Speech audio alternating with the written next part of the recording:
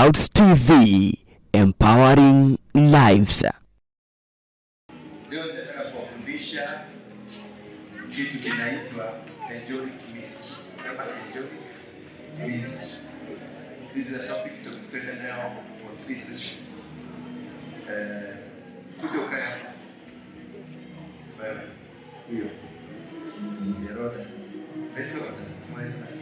Weka chini hicho. Sasa. Acha kaya. Kuja na mwangalia hii.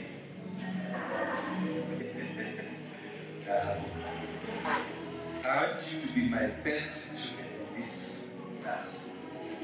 Sasa. And I will be very good to you. Nitakuwa mwalimu wako. Mwalimu mlikuwa mnachukia sana. Alikuwa na kuchapa, alikuwa anakuambia because he wanted something good from you. Allow me to be that bad teacher. Because I know you are a very good student. It is only you are in a wrong environment. The environment is bigger than the rest. You are coming from a foundation, ambayo it is in foundation.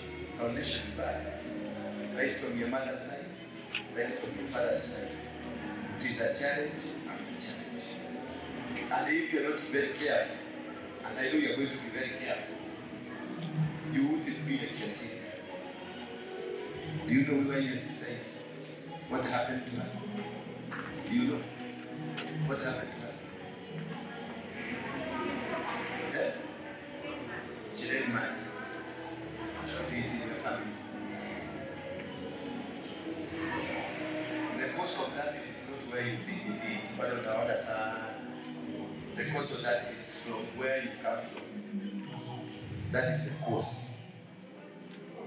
Because mbeleni sana, they did something ambayo walilaaniwa na akaambiwa kizazi chako kitakuwa kwenye laana na moto na kuungana gemarata. Hawa wanataka uende ukabili shida. Ndio wanajua kile kinaendelea. Kwa hivyo ninataka ukuwe mwanafunzi wangu. Strictly itakuwa very tough. Kwa sababu wamekufikisha level, wanataka kukuingiza kule wanataka wewe. Na mimi nimekataa, hautaenda. You won't be mad. That is what they have been planning. You become mad, you would be. But you are made see at the body. You are made yes. Tutapelekana vizuri. I will be your mentor and I will stand with you. Yes, I know you are a very good student. Ni mwanafunzi mzuri sana. Sindio? You will be moving from one place to another place to another place, looking for the same God. Umeenda kwa nabii, umeenda kwa pastor huyu, umeenda kwa huyu, is it true? Looking for the same God. Is it true? Yes. Did you tell me when you came? Ukikuja hapo ulitoka kwa manager. Is it true? Kuna madhabahu mlifanya huko ya kuopewa, ya kupakwa mafuta, ya nini? But is it true you are there? So, don't. Once you will be here, we can't mix. I was there. I know what happens there. There is no God there. So when you come here, si alisikujua, nikuangalia nikatengojea uniambie, you never told me that. Nikangojea uniambie kule kwa manabii, uniambia kuhusu baba yako. Your father was my friend. His soul rest in peace. He's my great friend. But you are not a good friend. You are not a very straight woman. You need to change your thinking, change your behavior, and change your character. Sasa.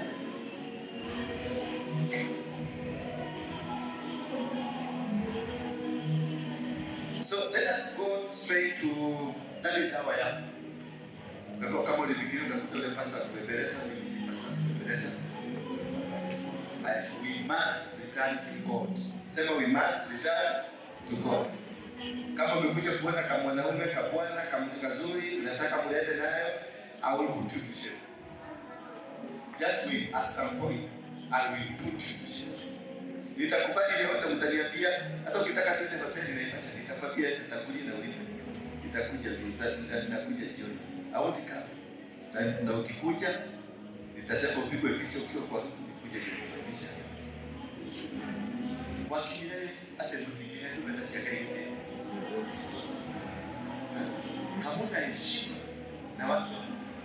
Unafikiria tu kwenye mtandao kwa kitanda na mtumishi. Wacha niwaambie, I would be so tough on this. I want to stop you from doing it. Just come. I won't stop you. I pull. Nikuangalia juu ya mabati. Na nikupiga na leo niko na TV. Nikualike live. Kama una polisi unataka kwenda, uende unistaki. Kila polisi watakwambia tunajua dola ni $30. Kuna polisi anaweza kuja kunitisha hapa. They have to plan how to come. Whether they are watching. So mutiyema mtasema nitaheshimu mafuta. Because I want you to be blessed. I want us to go far. I want us to go to higher, greater heights. And we cannot go to greater heights if you don't respect the anointing that you are under. You must be able to know the anointing is a two-edged sword. It will clash you, it will kill you, it will bless you. The same strength inatumia kubless, it is the same strength inatumia kukumaliza. Bwana asifiwe. Bwana kanisa, Bwana asifiwe. Kanisa, Bwana asifiwe. Wewe ndani yako kama Bwana asifiwe.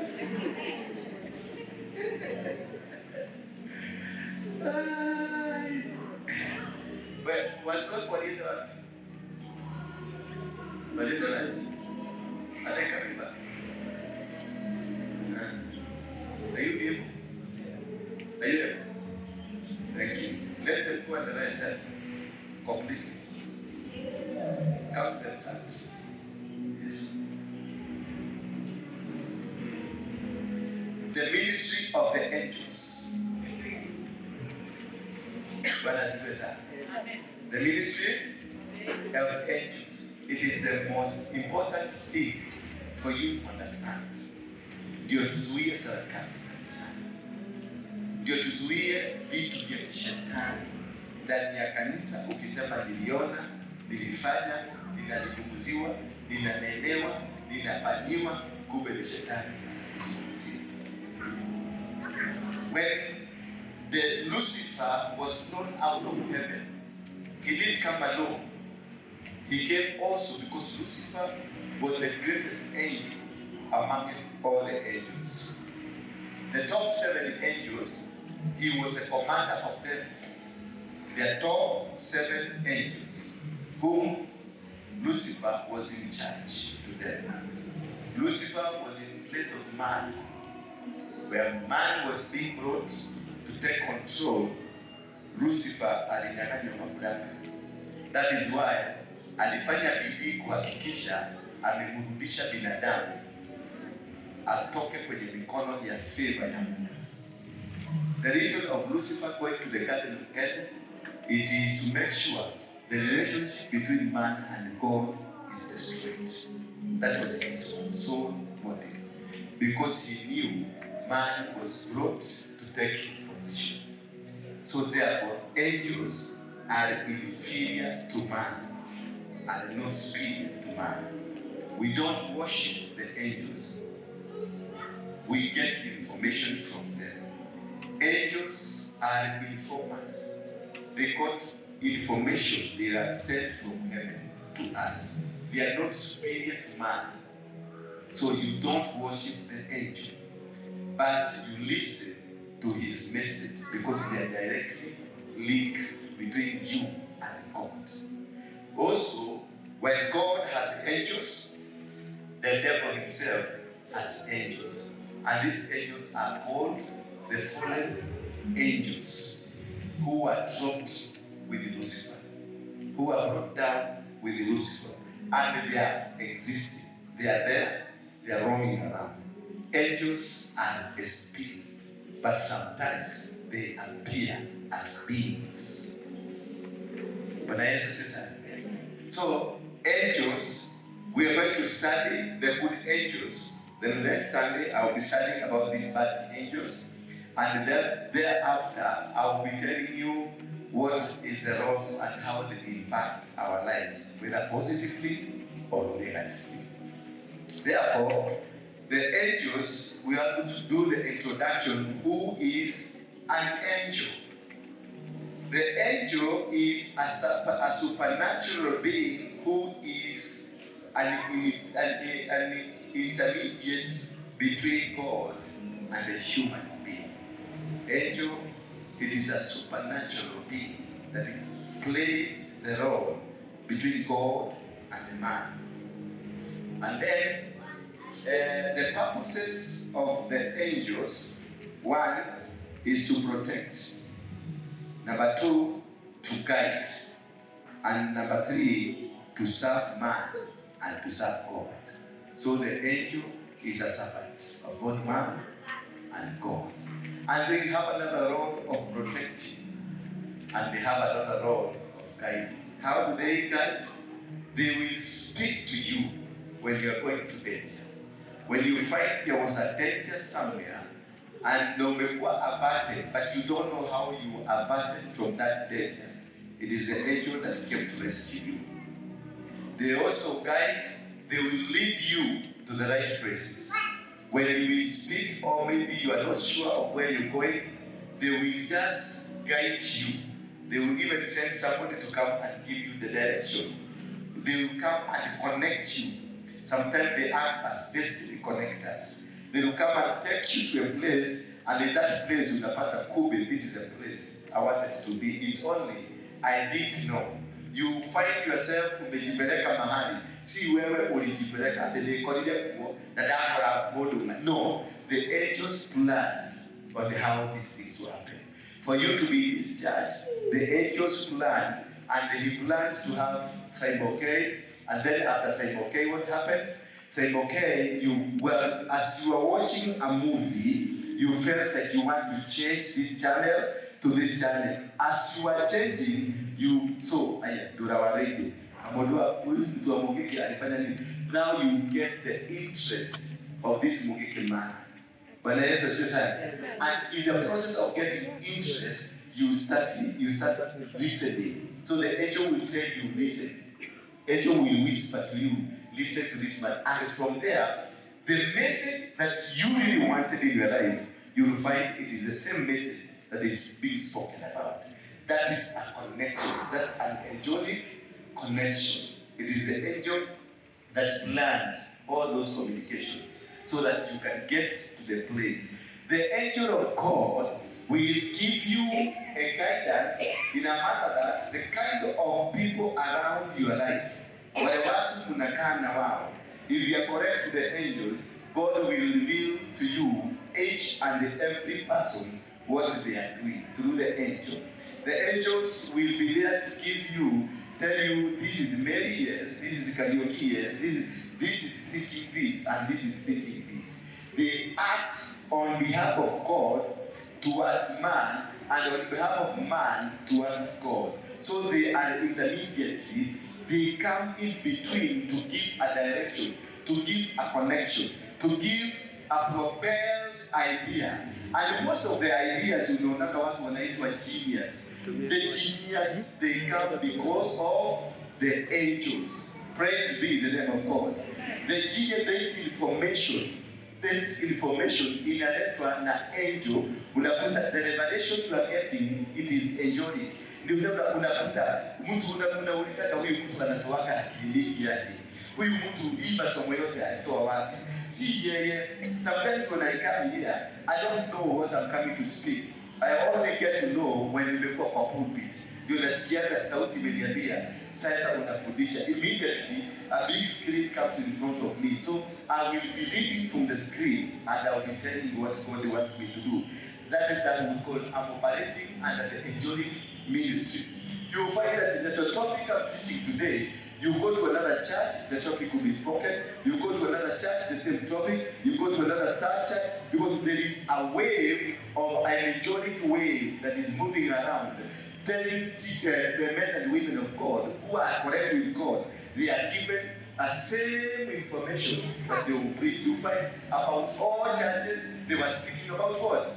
Particular topic. Therefore, that is what we call inspire. Angelic inspire. That is now what I'm telling you. It is being guided to do the will of God. The angels are said to come and do exactly either the will of man, the will of God, or the will of Lucifer, depending the angels wagani wanaoperate kwako. Bwana Yesu asifiwe sana. Amen.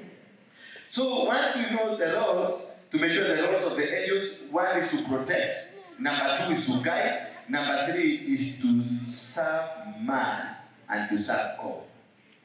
Angels got greater knowledge than men. They are not omniscient and they are not omniscient. Let's come to some kitabu cha Matthew 24 verse 36. Somebody quickly. Matthew 24 verse 36. Somebody. And I don't know. So you give this mandate to 40. You remember? Kesho niweke skills zote. Sio? Because nimeiba hiyo ilikuwa chorus. Skills zinawazea huko, sasa tulikuwa tunasoma faster. Niliwaambia siku kuna watu bado wako sitisali mahali. Wamekataa kuhama kabisa. Unaona watu hapa lakini bado wako sitisali. Skills ziko pale lakini they are not until they are told to do. Basikia hiyo kutunga hiyo kazi hiyo kesho nafanya. Put all kwenye walls, mweke screens zile ziko na zile ziko tununue zingine ndio tupate kuelewa. Are we there? Matthew 24 verse number 36. Matthew 24:36. But of that day and hour knoweth no man, no, not the angels of heaven, but my Father only. But as the days of Noah were, so shall also the coming of the Son of Man be. For as in the days that were before the flood, they were eating and drinking, marrying and giving. Thank you. It's saying about this knowledge of the angel. It is a bit superior than that of man. Why? Because they have a direct conversation between man and God. And man and between the angels and God, and man and the angels. Therefore, angels are creations of light. Hallelujah. The angels are a creation of the light or light. And the angels, there are several billions of angels. Through those seven are mentioned. There are several billions of angels. But we are going to concentrate on seven only, because these seven are more superior. They are called archangels. But the archangel, we start from the superior, the most superior, to the least superior, although they do the same job. Apart from the most superior is their master. He took up the role of angel Lucifer. Yeye alichukua madaraka ya Lucifer na akakontrol na akakuwa yeye sasa ndiye anaendesha majukumu. Kwa hivyo tutaanzia na yeye ambaye ni mkubwa, tukiteremuka mpaka tujue what is their role, each role of each angel. And number two, we know them by colors. Angels are known by colors. Today, I want to surprise you because so many of you are going to be surprised because what you know is not what is there. Because so many of you who have come from the Alborinos and diviners, you'll be surprised because that is what you don't know. Therefore, the angels being the creation of light, we're going to look from each and to answer the seven archangels. First archangel anaitwa Michael. Most of you know Michael. How many of you know Michael? Lift up your name. Angel Michael. Naitisha nguvu ya Michael kuja. pigana vita. Hey, yes. Raina, ikae naye, kutaya, imukaya. Tuishi ni malaika Michael, upora. Wala ni apostle. Now, I want you to lift up your hand and tell me, what is the color of Michael? Tell me. No idea. What's the color of Michael? What's the color of Michael? Red. Yes. What's the color of Michael? Red. What's the color of Michael? Red. White. What's the color of Michael? Blue. What's the color of Michael? Come on. Red. What's the color of Michael? Red. What's the color of Michael? Steve? Red. What's the color of Michael? Blue. What's the color of Michael? White. What's the color of Michael? Some of you have said blue, some of you have said red, and some of you have said white, which is all good. Those are answers of different types of angels and their colors. I refuse your answers because I know you know. I've taught you. Therefore, chief angel, that is the archangel Michael, I'm going to tell you the roles, then I'm going to tell you the color. Before that, because so many of you, you know him as the fighter, one who fights, and because you are wearing there, that is the danger. Like now here you say, go like a Michael, but that is wrong. Michael is not red. Michael is not danger that you think. Michael is a superior angel to other angels. Michael is the master of all angels. The color of Michael is blue. The role of Michael, he gives superiority control over other angels. Yes, Michael is a fighter, will fight for you.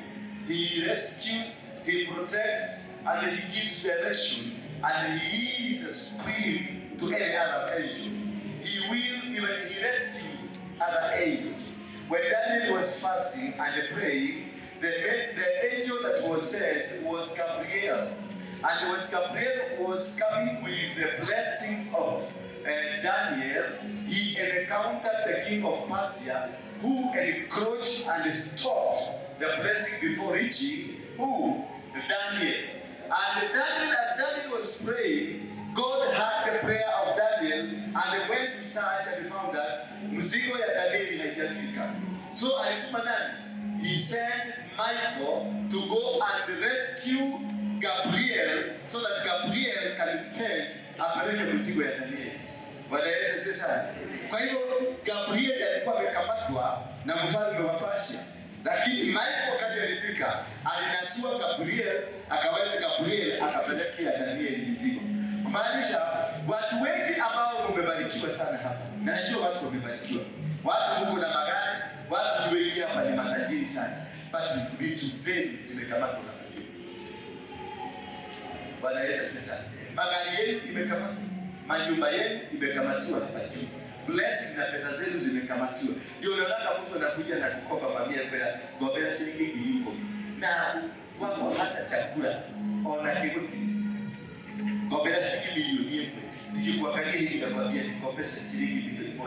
But in you there is nothing in the house. Hauna duru, hauna. Lakini mimi kwako nikikuangalia kama hivi, ninaona huko na milioni 1 hawezi kukosa. Kwa sababu ziko hapa kwa hapa. Here. Everything yours.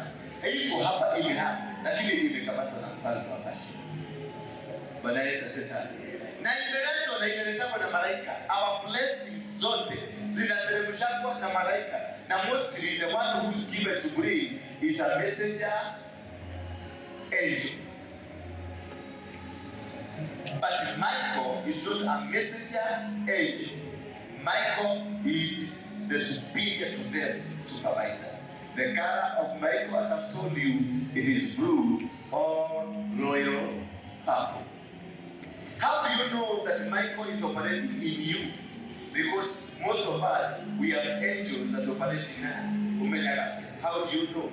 Ati kuna malaika anatumika kwako. Yule malaika anafanya kazi ni kwako ni mgani? Ama ni malaika wangapi wanafanya kazi na wewe? Because unaweza kuwa na the 7 archangels, ama 1 archangel, ama you are without. How do you know? You know by what kind the colors you have. You go in your house and see what type of colors you have in your house. Ukipata unapenda blue tu, ukienda tu kwa duka kile kitu unaona ni blue. Ukienda kwa kitu unaona ni blue. Hata chakula unatafuta chakula za blue. Because yule anatembea anafanya kazi yake ndani yake. Ni malaika pale. It is an angel of authority, an angel of guidance, an angel of supremacy. In the book of Revelation, chapter number 12, verse 7 and 9. Revelation, chapter number 12, verse 7 and 9. Now, war arose in heaven, Michael and his angels fighting against the dragon, and the dragon was, and the dragon and his angels fought back. You see, Michael and his angels, and the dragon and his angels. So kuna angels wa kishetani ambao wanapigana against you. Wakati unasikia kuna vita vimekuinukia, ni maroho, na hiyo maroho inakuja kupitia kwa angels, the fallen angels.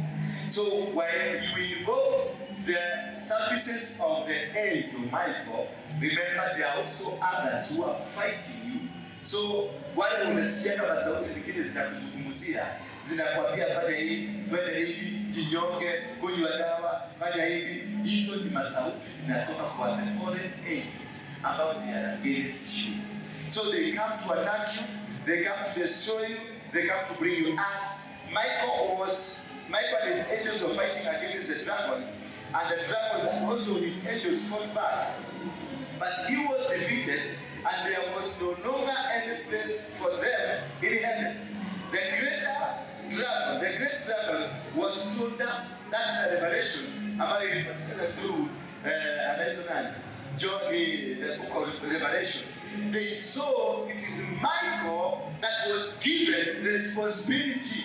Michael ndiye amepatiwa wakati wa mwisho, wakati nasema siku ya kiyama, mshetani atashikwa for 1000 years, afungiwe, kisha awekwe in endless speed. It is Michael atafanya hiyo kazi. Bwana Yesu asifiwe. Leo shetani atajaribu kupigana na malaika wake, atajaribu kung'ang'ana, but it will not work because the services of Michael are greater. He is powerful, he is strong, he is energetic, he knows what to do. The roles of Michael, he will play important roles in the end time event. Like now, science, what is really happening, it is Michael who is in control.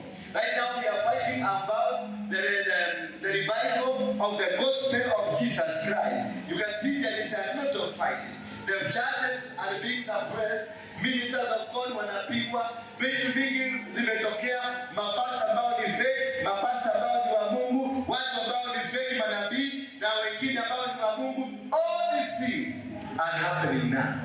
And who is fighting?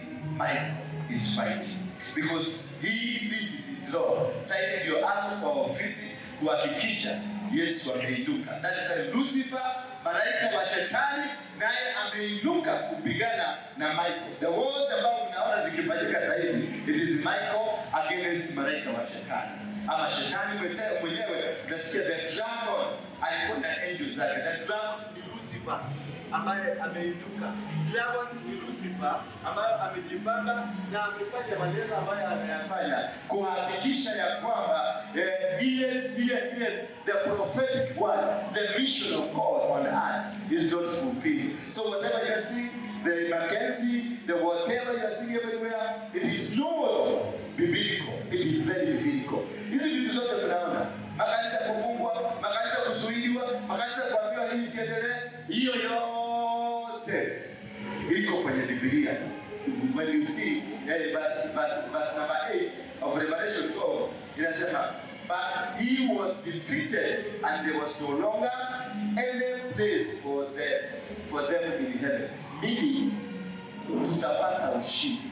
Hata kama vita vitakuwa juu, hata kama tutang'ang'ana, hata kama tutafanya, Michael will be empowered to contain them. Michael will be empowered to defeat them. Michael will be empowered to bring down all the principalities. Therefore, Michael is really playing the largest role right now in church.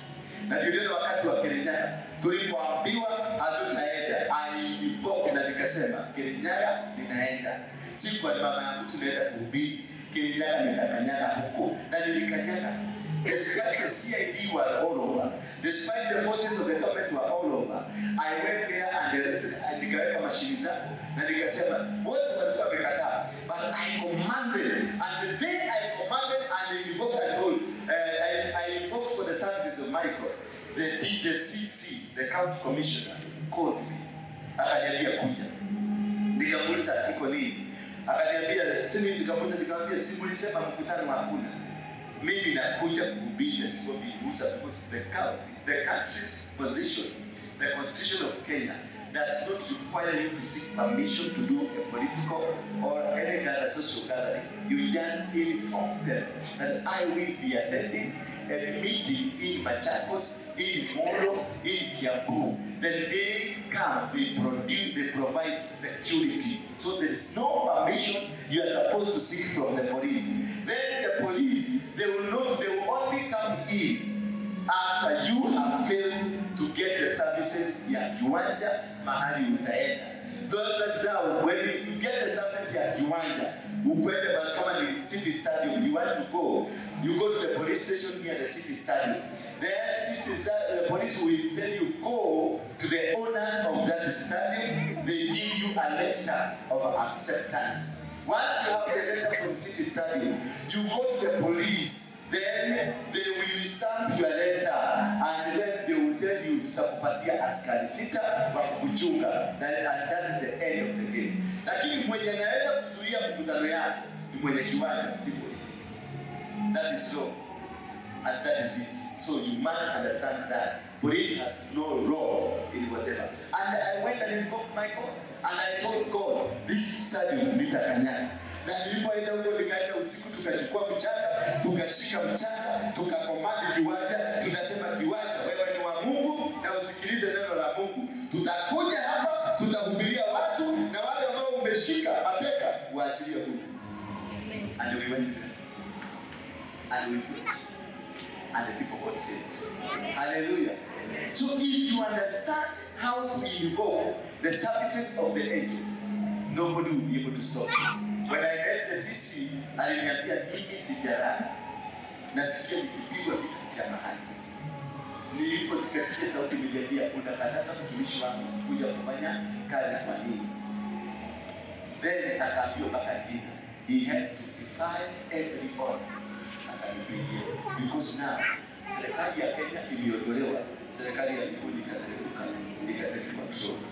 Bwana Yesu asifiwe sana. How to win spiritual battles? When you think you are down, bwana yako amekukanyagilia, mke wako amekutesa, mambo imekuangaika, and you know that things are not working, you will invoke the government of heaven. Because the government of heaven has more control than the earthly government. When Elijah was doing maandamano, I told you the other time, when Elijah was doing maandamano, ndio nilitengeneza hii nikapeleka kanisani kule city stadium. Why? Because people didn't understand me what I'm doing, but I knew this is prophetic and this is angelic, and we're going to find the angels in this flag of Kenya. Therefore, when it is prophetic and it's angelic, you don't go. Kama sahihi Ruto akipita hapa, akute bendera ikipandishwa, ataenda? Atafanya nini? Atasimama. Ruto, the head of state and the government of Kenya, he will have to stop. Na asimame attention. Meaning, ni nini? What is this? Yeah? Sorry? I'm not hearing you. I'm not hearing you.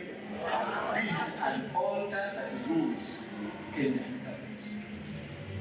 Every person of us here, we are identified by this flag. Kipchoge akikimbia, hii ndio inapandishana. To identify. The flag identifies the nation. The flag changes your status.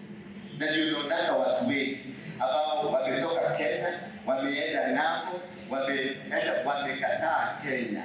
Wameitwa wa Amerika, wameitwa wa UK, wameitwa wa England, wameitwa whatever you give yourself, you have lost your sovereignty, your birthright, umeipatiana, you have forsaken your birthright. Now you are in a country where your biblical code is not. Meaning you live in that country at the mercy of that country. But when I'm a Kenyan, I can be able to speak authoritatively because my political code iko Kenya na imenikamata na imeniongoza. So nobody can be able to challenge me. And whatever I will invest, chochote nitavuna kitakuwa invested na kitakuwa. But when you go and recant your nationality, hata upate mabilioni ukiwa Amerika, hiyo pesa ukuje uinvest Kenya, lazima utanyang'anywa, lazima itaibiwa. Maana you have no legal right, because everything is about the legal right. You don't have the legal right as being Kenyan. You are Kenyan, but you kama mtu anaitwa Esau, venye alinyang'anywa his birthright, how he sold his birthright. And when I advise people, many of them have realized so, na wamekuja back kuchukua passport ya Kenya. The passport of Kenya gives you the legal right to benefit from the soil of Kenya. Ukitoka hapa uende America, whatever you will pata kule, kazi ambayo utapata, pesa ambayo utapata, anything you get in America, it is attached to the ground where you were born. You are getting them because of the flavor of your country. That is why soil is very important in your life. When you are going out, you speak to this soil of Kenya, and even you can carry the soil of Kenya, wende nayo Uingereza. So whether we mix na soil ya kule, ndio ile soil ikubali kukupatia. Otherwise, mababa wa huko walizungumzia soil yao. Hapa Kenya, mababa wa hapa walizungumzia mchana na wakaongelea na wakawaambia mtu kutoka nje akikuja asikule matunda ya hapa. Akuwe slave. In America, venye mababa wa Amerika walifanya, walizungumzia mchana wa huko, wakasema mtu yote atakayekuja akuwe slave. Na sivyo kunaendelea. Wanafanywa kazi. You will find that people work in America from January to December just for the government. Here in Kenya, the government works for you. But in America, you work for the government. All the salary, unakuta mtu analipwa salary ya 1 million pound. But ile pesa anaweka kwa mfuko yake ni 30,000 out of 1 million. Why? Madhabahu ya huko iliambiwa, madhabahu ya huko ilizungumziwa na wale the founders of America. Wakachukua bendera hii, wakaienea, wakaiambia mtu yoyote atakaye kuja hapa asichukue urithi wa hapa apeleke nje. Urithi wa hapa ubaki hapa. That is why if you want to succeed, chukua mchanga wa hapa uende nayo huko. Hapa uzungumzie mchanga wa Kenya. Ninaenda Amerika, na nikifika Amerika kule walisema ya kwamba nikienda huko nitakuwa mtumwa. Uambie Kenya mchanga wa Kenya. Mimi natoka hapa and I'm not going there as a slave. I'm going there to benefit from that land because that is a land from God. You connect your blessing. You connect your livelihood. You connect your successes. Otherwise, you are going to lose. Otherwise, you will work in America. People will know that you've been in America, but with nothing. Bwana Yesu asifiwe sana. Kwa hivyo wale watu wale mwanzo walikosa kuelewa the secret of the soil, their salary. Hata utoke sasa, for example, ukue kwenu ni Embu, utoke Embu ukuje Nairobi. You have to speak to the soil of Embu. That is why I was teaching about the blessing of your mother, the blessings of your father. From kule ulitoka, uachiliwe na blessing. Ndio ukuja Nairobi. Maana Nairobi kuna madhabahu ya Nairobi. Na Embu kuna madhabahu ya Embu. Kuna wazee wa Embu walinenea mchanga wa huko. Na Nairobi kuna wazee walianzisha Nairobi nao walinenea mchanga wa huko. So lazima upate nguvu kutoka hapa kwenu Embu. Ukuje hapa na authority, ukiingia hapa hiyo authority ifanye kazi.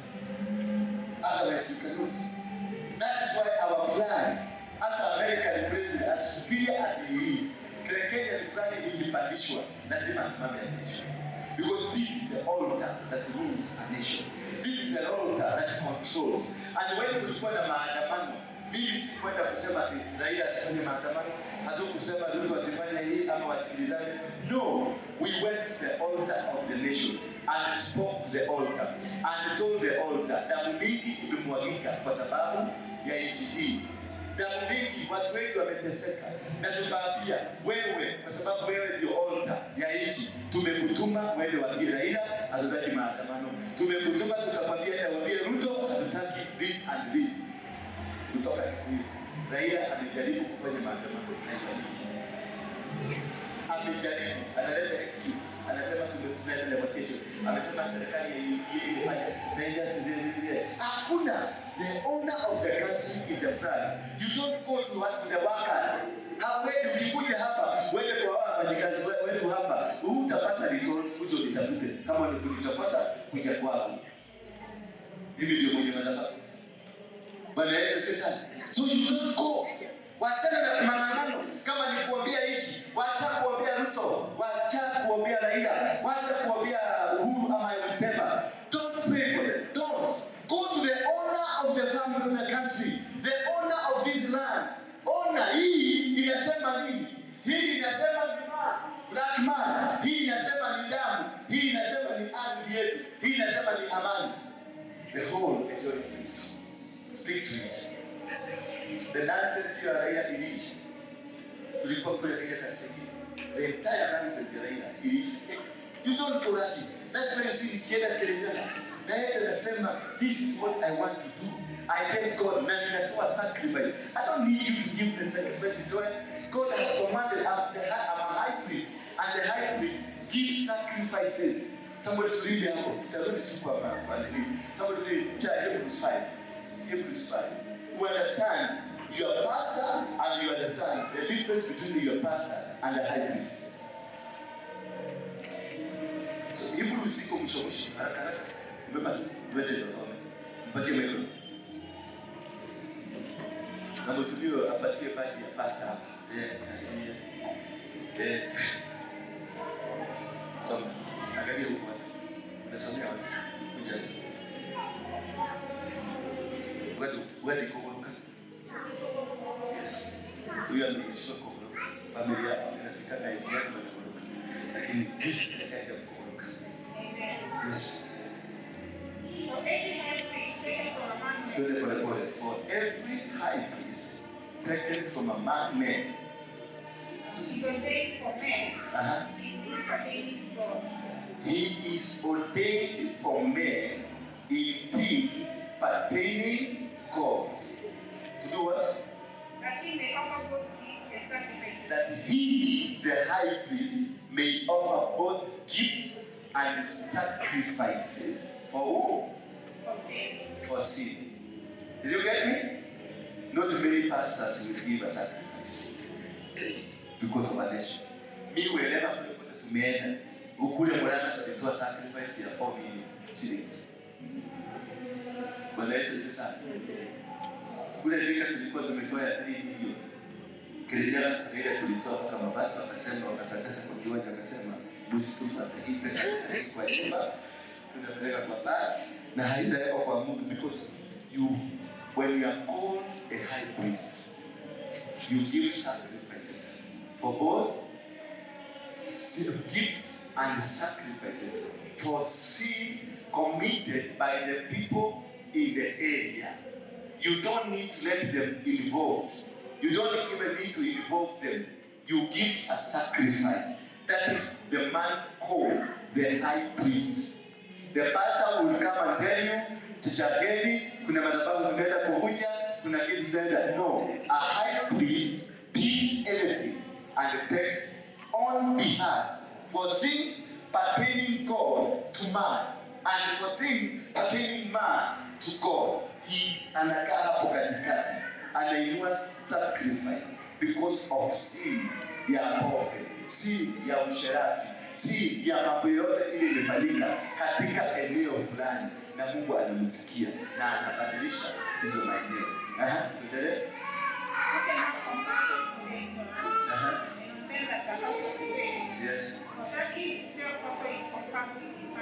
Yes. And by reason hereof, not as for the people, so also for himself to offer for sins. He offers for people and for himself. That is why when you see, first I do a sacrifice for myself because I am also a sinner. And then number two, I do a sacrifice for the community I present. I will go there and I will offer a sacrifice for my sins and for my children's sins and for my anybody hata nyinyi nikawatolea sacrifice. Sometimes unaona nikisema nimetoa sacrifice, I normally sacrifice for you. Bwana Yesu asifiwe sana. I will gather na tafuta ninaenda kwa baba yangu ya kiroho, natolea watoto wangu wote wa kimwili na watoto wa kiroho, ninawatolea sacrifice. No, why? Because there is an intermediate hapa katikati. Kuna vita kunavyopitia na hufai kuvitia kwa sababu mimi ni baba yako ya kiroho. Zile vita zote nimepigana, haufai kupigana as long as you are under me. Na vile vita vyote Ng'ang'a Harrison amepigana, mimi sitazipigana. Ng'ang'a alihangaika kutafuta nyumba kama hii. It took him 10 years to get such a building. It took 15 years to get such a place. It took us only 1 year to be here. So, vita vya Ng'ang'a vile amepitia, all where amewin, the battles he has won, we as his children, we will not go through that. What we will go through is higher than him. Na tunaona ministry yetu itaendelea Kimani ni mtoto wa Ng'ang'a lakini ako juu kuliko Ng'ang'a. Why? Because yeye anapigana high level, ako juu kidogo.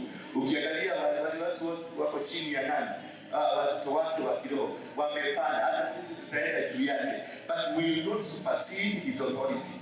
No, we will be bigger in action than him, but his authority itabaki kuwa yake. Bwana Yesu asifiwe sana. That is how you win the battle. That is how you win spiritual battle. Understanding your role, understanding what kind of level you are, understanding what kind of connectivity you have between your spiritual father. And that is why it's so important for you to be under a spiritual father, a father that feeds you spiritually. He commands. The Bible says, respect and obey your prophets, and you will prosper. Prosperity is connected to the man you are under. But obey your God, and you will be established. Establishment, the foundation, comes from God. But prosperity, it is dependent on your prophet. You may be seated. Thank you. So therefore, going back to so much dedicated towards that. Role number 2 of that, the future roles. We are talking about the future roles of Michael, and we discuss the current roles. He will lead a multitude of angels in triumph over Satan and his demons. So this Michael will lead a multitude of angels and against Satan and his demons. However, demons are angels that operate with Satan himself. And the demons are the ones that come to stop you when you are reaching your destiny. These demons are specifically planned, organized, and orchestrated to make sure, the work of the demon, it is to make sure usifike kwenye destiny yako. That is their role. They don't attack you, they don't bring diseases, they don't bring anything, but they only wait for you at the gate ya kuingia destiny. That is where they come in. That is where they will hit you. That is where they will strike you. That is where they will break your marriage. That's where they will break your ministry. That's where they will break. Wakati tu unaenda kuingia destiny. Having a car is not destiny. Having a big farm is not destiny. The destiny is when you get into the purpose and the will of God that you are created for. So these demons are created to come and make sure you don't get into the purpose and the will of God. Because driving a nice car may not be the will of God. Owning a big tract of shamba may not be the will of God. But you becoming a preacher may be the will of God. You becoming a pastor could be that's the will of God. Therefore, at the day uko na magari, uko na kila kitu, uokoke. Kuna watu wanaokokana. Uko na utajiri mkubwa, uokoke because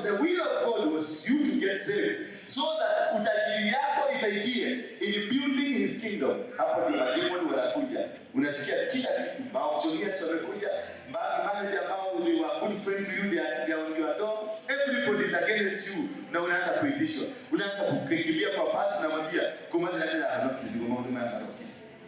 Sasa hiyo ni statement ya kusema I wish I didn't get saved. Why?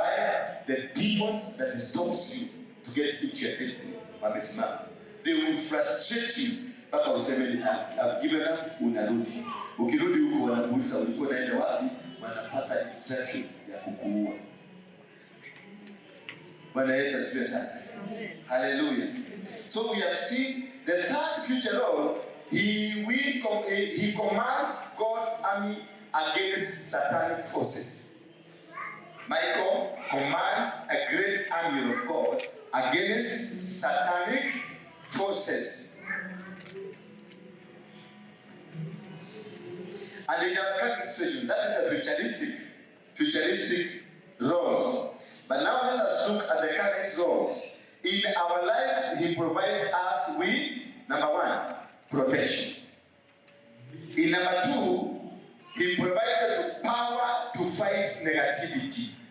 So you being able to fight that negativity story, you being able to fight that spirit, hiyo kutokoswa na kutokoseka, hiyo kuja kwa hiyo enda ukaibe, hiyo kwa hiyo unenda wacha kwenda katika that negativity part of your life, you being able to fight it, it is Michael. Michael is assisting you. So that negativity thought, hiyo mafikira ya ujika, hiyo mafikira ya kutaka kufanya maovu, hiyo mafikira ya kutaka kujiua, hiyo mafikira ya kutaka kutoka kwa ndoa yako, hiyo mafikira ya kutaka that negative side, it is Michael who helps you to fight. If you are able to win that battle, if you are able to win that kind of a challenge that is against you, then Michael is working in you. And number three, growing us in our family and the ministry activities. He is the one that grows the ministry. All these activities tunafanya hapa, it is under his supremacy, under his control. He is the one that is anacommand mtu wa America, tuma 30,000 ikanunue viti. Anacommand mtu wa Japan, tuma 20,000. Unasikia mahali popote huko una msukumo, kuna kitu kinakusukuma, nituma hii pesa kwa nyumba yako, because Michael ame-identify challenges za hii nyumba zote na anajua hii itakuja siku gani na hii haitakuja siku gani. Juzi tu nilikuwa nimepigia marafiki zangu 3 4 hivi nikamwambia nisaidieni kununua kamera nzuri. Mimi nikiwa hapa, that's a petition. For me, it's a petition. And I spoke to them. Nikamwambia they help me to raise a camera, to buy a camera. Buying a camera is very expensive. It's 200,000 and above. Nikiwa tu hapa mtu akakoteka ugonjwa imaginary. Bwana Yesu asifiwe sana. Hiyo sasa ndio kwa Michael. This is a disease that was imaginary. Therefore, before you go to hospital because of a disease, try to ask God whether the disease, because you told you have cancer, yet you don't have. Na utaenda chemo, na utaenda all the processes, yet you not hauna cancer. Nika imaginary disease uliishi. Naye Mungu akadirect huyo mtu, akamwambia nenda kwa Waruinge. Naye alikuwa kwa matatu akisafiri kwa sababu anataka kuendesha gari yake, aliona kichwa yake itaruka kama ya mtu mwingine hapa. So akaendesha akaingia kwa matatu, akiwa ndani ya matatu akiangalia simu hivi akaona mahubiri, akataka kusikiliza, akasikiliza, akaweka vitu kwa masikio, akasikiliza, akasikia, akaona jamaa mwingine tulifanya deliverance pale City Stadium, mwenye alikuwa na tumor ya kansa ya jicho na alipona. Bwana Yesu asifiwe sana. Akachukua namba, akanipigia simu, akaniuliza, "Wewe Waruinge?" Nikamwambia, "Ulikuwa unataka nani?" Bila naongea kidogo. Naongea kwa usijani. "Wewe Waruinge?" Najua wanaume hawajui kuongea vizuri, naongea na madhara. "Wewe Waruinge?" Basi ni yule alipaka wa Mugeke. Nikamuuliza, "Ulikuwa unataka wa Mugeke au ulikuwa unataka Waruinge?" Akaniambia, "Hapana, sina ubaya. Nikuuliza, basi siulize na adabu."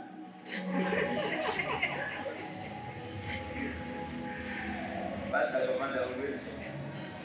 Yes. So, akaniambia, "This is where can I meet you?" Nikamwambia kuja kwa kanisa. Akaniambia sitaki kuja kwa kanisa kwa sababu ni mtu tajiri sana.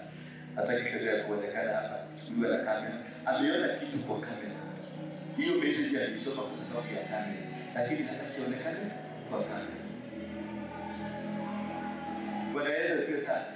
Sasa nikamwambia unataka tukutane na kanisa, tukutane Serena.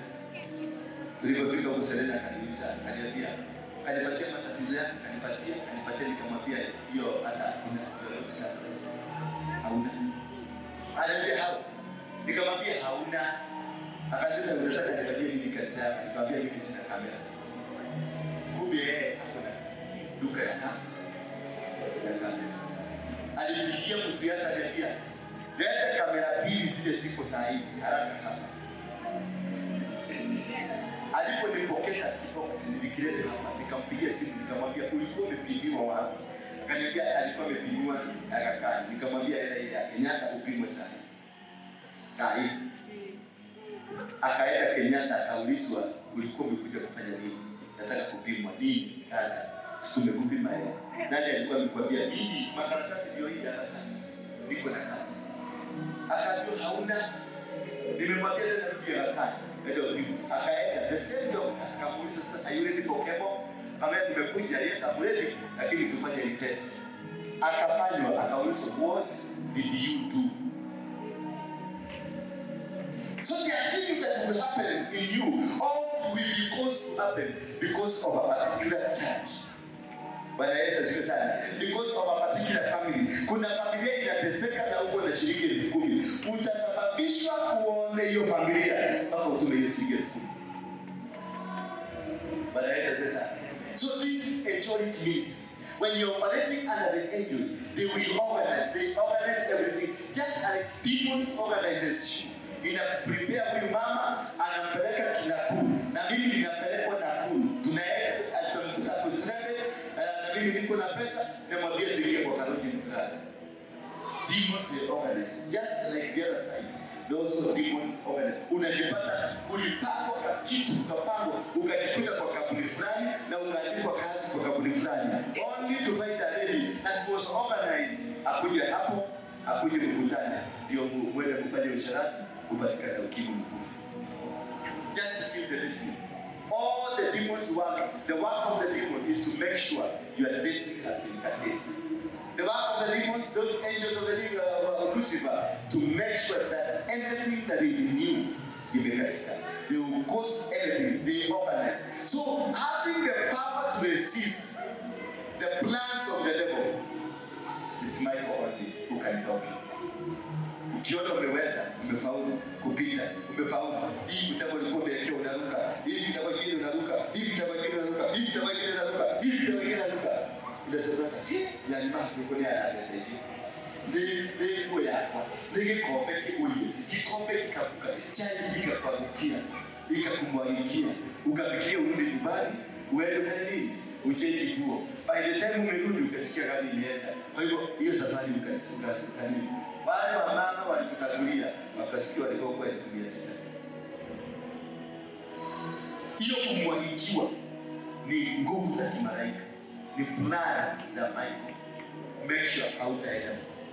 Bwana Yesu asifiwe sana. And number 4, umesikia Michael hapo inasaidia kama families and ministry activities. Number 4, he is a helper. He helps you. He is the one that will help you from every situation.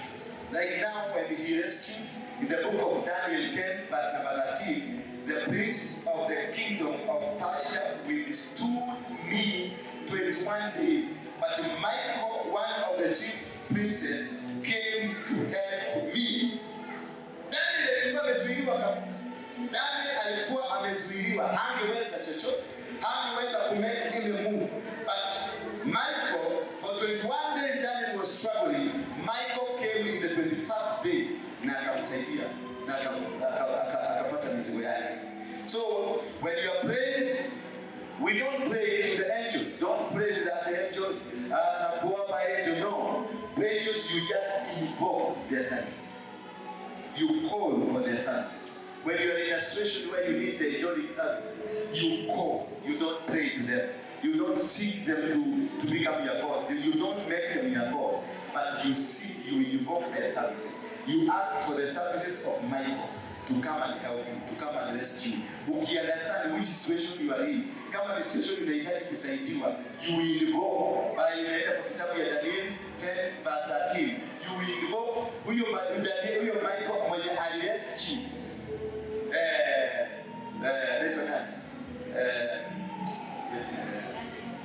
Gabriel, huyo the Michael, that spirit that was involved, ambayo ilisaidia Gabriel ambaye alikuwa amekamatwa, wakarescue mizigo ya Daniel kutoka kwa mfalme wa Persia. You invoke that spirit, you invoke that, hiyo roho unaiitisha. Kama vile Daniel alienda na mama nilipatia maji ya chumvi hapa hapo Naivasha, lakini tuko nyumbani because I needed that contact. Nikamwambia weka maji ya chumvi kwa kikombe na akaweka. Nikamwambia wacha niombee hiyo maji, nikaiombea na nikaambia Mungu ile roho ambayo ilikuwa na Elisha ambayo ulimteremshia, naye akaenda kwa ule mto akamwambia leteni bakuli na mweke chumvi. Akachukua chumvi akaangusha ndani ya nini, ndani ya maji, na hiyo maji ikakuwa safi. Hiyo roho ambayo ilitumika that time, hiyo ndio tunaivoke. Lakini si uende nyumbani ufanye chumvi sasa kwa your prayer item. It is not a prayer item. You invoke that spirit that operated that day. Walielewa sasa? You don't make it. Hii mafuta ilipakwa watu. Does not mean sasa uende kuchukua kwa supermarket uanze kupaka watu, something will happen. It's not going to happen. It is the spirit that operated in that oil that time that you will invoke. You will invoke the presence of God. You will invoke the presence of mtu fulani alifanya wakati Musa alikuwa amefika mwisho. Kwa sababu sasa kama tungekuwa tunatumia kila kitu, tungekuwa tunatumia nyoka. Nyoka isibiriko aliangusha kamuti, nyoka ikafanyika ikameza hizi manyoka zingine. Sasa kuna hiyo kitu, hiyo the spirit that operated, that is what you invoke. Katika maombi yako, do not just do a prayer, invoke. That is why unapotaka tunaambiwa sana when you are praying, pray with the promises of God. Remind God, put the promises, because God is a promise keeper. Mwambie you say you never forsake me nor leave me. Mwambie you say hata kama nitakuwa kwenye bonde la magonjwa, kwenye bonde la kifo, I'm about to die, when I get you, when I leave you, umkumbushe. Ukikumbusha Mungu the promise, God anakuanga mwepesi wa kufanya mambo when it comes to the promises. He is a promise keeper. Na ni mtu Mungu ni shy, anasikia kaibu, anasikia kadhoni, akijua tutaibika hapa, anarukaga very fast na anafanya bila siibike. Badala muulizanake hapo mbele, lakini hii atafanya. Tunaona hata mrefu mwisi tulipokuwa tukienda kuimba, kuna siku moja tulienda kuimba bandingine hapa, tulienda si ilikuwa ya kale, ile tuliomba, tulishikana mkono tukaambia Mungu tusaidie tuchukue hiyo pesa. Ulisema you never forsake us nor leave us. We quoted the Bible. Tukamwambia maneno yako, tukamwambia promises zote, na tulienda na tukamwambia ulisema utukienda huko utawafanya walale, na hakika baki mzima tulikutendea, na tulipita na pesa na tukakuja kule. You invoke. Now Michael is an angel for everybody. It's not an angel for you, Christian. It's an angel for everybody. So whoever that invokes his services, he will come. And an angel Michael is a very honest angel. It's a straightforward angel. Ukikuwa sasa mama, hebu kuja nikutumie tu. Tukama tena. Tuseme huyu mama ni mrogi. Sorry for using that. Tungemtumia wale mrogi kwa udora ananiroga. Lakini na mimi ni wa devil worshiper. Mimi niko kanisani lakini ni wa devil worshiper. Sasa huyu mama amenitesa sana. Nianze kuita Michael, ninakuomba Michael, teremka na upanga. Michael atateremka. Na atateremka kwa sababu ameitishwa. Si kwa sababu huyu mama ni mchawi. Atateremka kwa sababu anafanya nini? Ameitishwa. Kwa hivyo wale aliyemwita ya Michael, understand from today, kwa sababu ameitwa, akiitwa anakujanga. Na hakujagi papasi kwa sababu wewe umemuita, anakujaga kuuliza iko nini. Anakujaga na failo yako na failo ya ule ameitana. Wewe sasa tuseme wewe ulikosea. Atakuja na faili yako na atakuja na yako. Na atateremka akikuja, atafungua faili yako na yako. Na utakuta mimi ambaye nilimuita, mimi ndio nanyoso. Kwa sababu akiangalia faili yako, anaona maovu yako yote na anaona ni nini. Sasa unaona kuna mtu alifanya maovu, kuna baadhi yako hoya, akaomba toroni aliburua ndukila hali. Anatoka toroni akiwa na ubaya zaidi na mambo yake yote yamekosa. Anakuta mpaka mzee hataki kumuona. Unakuta because Michael ameteremka na upanga na anaanza kukushughulikia fasi. Wewe akimalizana na wewe, yeye kwa huyu mama. Atakuta mama kuna makosa mengi na pia mama alirekebisha kabisa baadaye. Sasa wewe nani aliitana? Ni mimi niliitana. Lakini nani amenyoroso? Ni mimi. Yule ambaye nilikuwa namuitania ameachiliwa huko.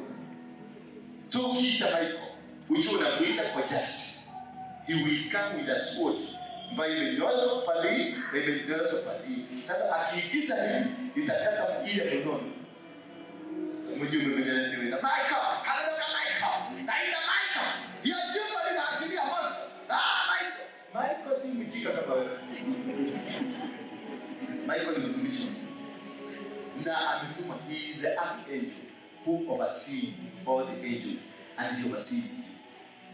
So he is a just angel. Amen. Hallelujah. Bwana Yesu asifiwe sana. Hii imeshika watu kabisa. Sasa tuende kwa angel namba 2. Nimeruka vitu zingine ambazo ni muhimu katika Sunday service. Msita wa trade size ni muhimu. Nataka tu tujue colors na some responsibilities. Imebidi sana kwa Michael sababu yeye ndio mkubwa. Bwana Yesu asifiwe sana. So tuingie kwa angel namba 2, Rafael. Rafael ni wakala gani? Ndio mkono wako juu ya mbele karaka. Rafael, which color? Wapi kwenda kidogo mbele? Rafael. Rafael. Rafael. Rafael. Rafael. Yellow. Rafael, what's that? Is that Papa? Yellow. Rafael. Rafael, uko nyuma? Green. Yes. At least this time many of you have gotten it right. Rafael is this green. Bwana Yesu asifiwe sana. Rafael kazi yake ni nini? Tunamuita Mungu Jehova Rafa. Jehova Rafa, Mungu mponyaji. Mungu anaitwa kulingana na the reason you are calling him.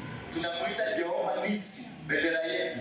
Jehova Rafa, mponyaji. When you are seeking for the healing, either you physicality, business, ama whatever you do, ama chochote kama ministry kama hii inahitaji uponyaji, we call for Jehova Rafa, and that is his color. Ukienda hospitali wale wanafanya operation wanavaa nguo za green because it is not them who do the operation.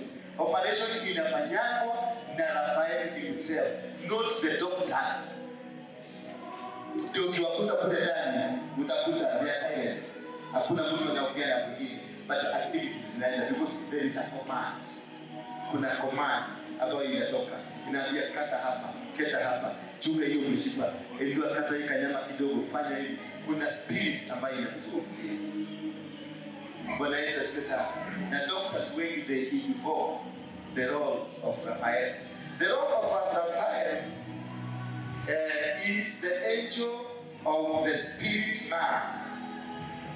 Raphael is the angel of the spirit man. Last time I tried to test somebody, nikakuuliza, mami, let me also use your game break at chini yake ukila sikato hapo. Hiyo kichwa ni nani? Na hiyo mdomo ni nani? Hiyo lili ni nani? Na hiyo mwili ni nani? Wewe ni nani?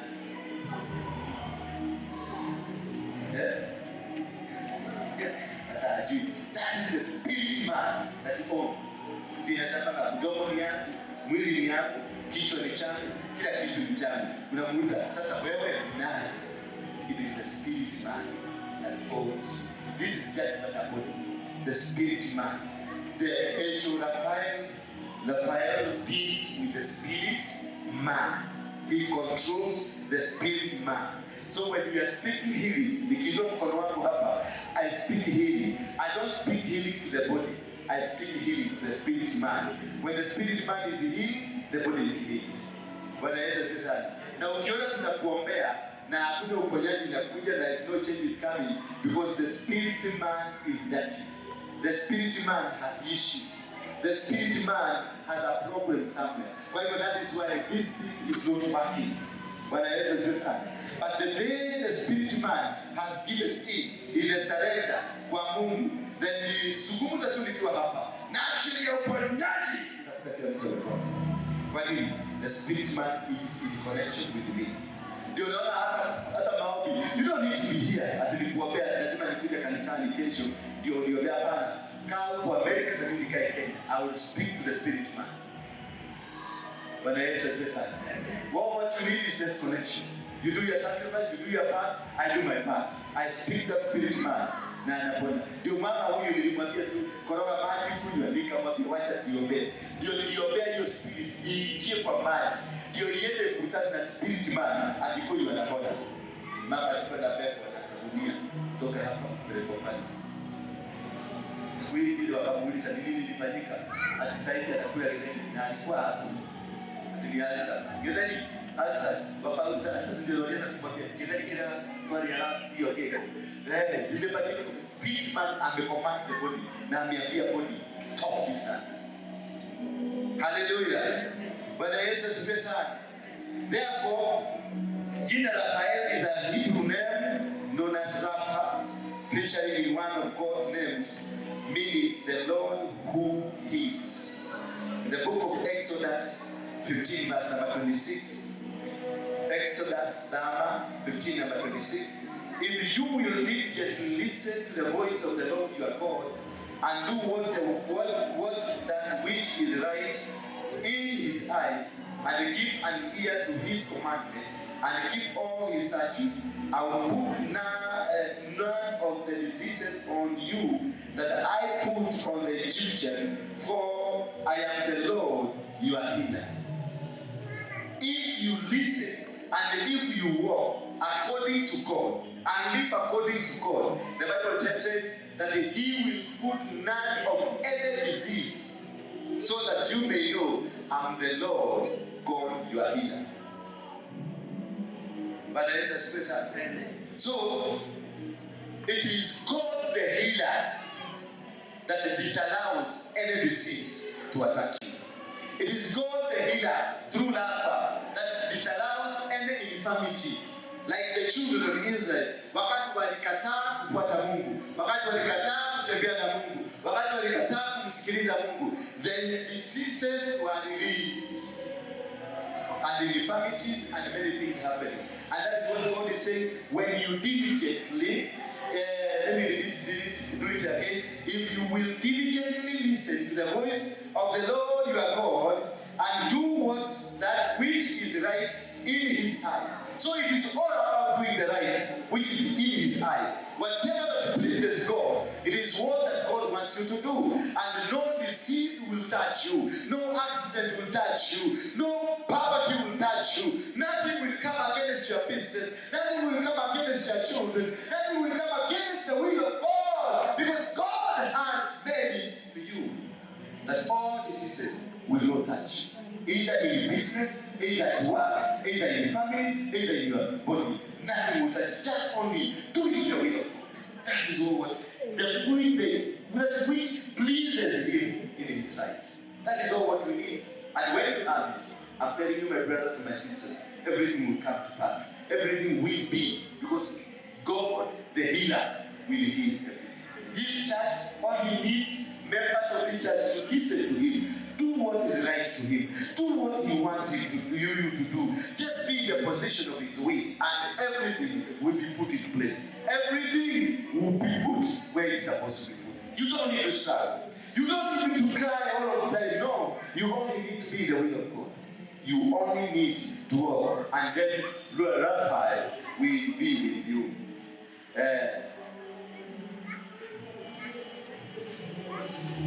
In the book of Psalms 103, verse number 2 and 3, bless the Lord, O my soul, and forget not all his benefits, who forgives all your iniquity, who heals all your diseases. Bless the Lord your God, O my soul. Bless the Lord, O my soul, and forget not all his what? Benefits. So there's benefits from heaven. And this benefits comes because he is the God that heals all diseases. So there is no single disease that God cannot heal. There is no single disease that God cannot deliver. All that we are going through because we don't understand the plans of God in our lives. Oh my God. The fire protects travelers, the blind and the physicians, that's the doctors. Raphael protects travelers. When you are traveling, you are under the mercies of Raphael. When you are in the car, when you are driving your car, when you move one leg, you are under the protection and the guidance of who?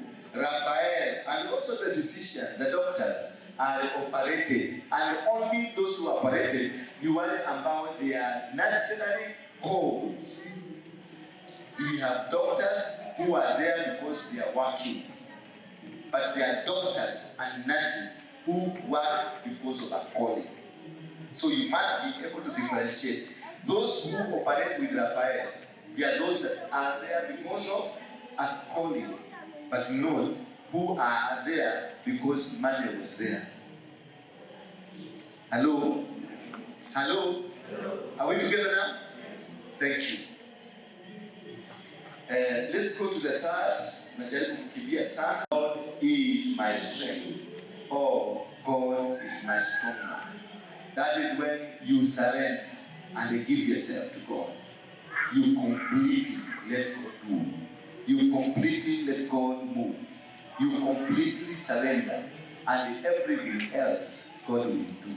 That is why we are now being operated by Gabriel, but not without the services of other angels, because you can see there are several other characters that are happening, or you are seeing them, because that is what God instructed me.